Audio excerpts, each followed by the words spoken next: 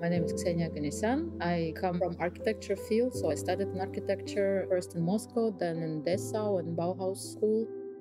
Before starting architecture, I wanted to be a designer and work with clothes, so I learned how to sew in school. And then when I worked for one interior office, there was a project where we had to do the curtains and we couldn't find the person, and there were deadlines. And at some point I was like, I can sew these curtains.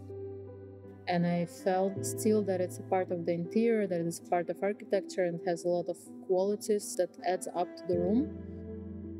Between the practice of Termina, I think that what is similar is the tension to find alternative to what exists already on the markets. I think maybe it comes from not finding something that you're happy with and then trying to create your own thing that you will be happy to share with others.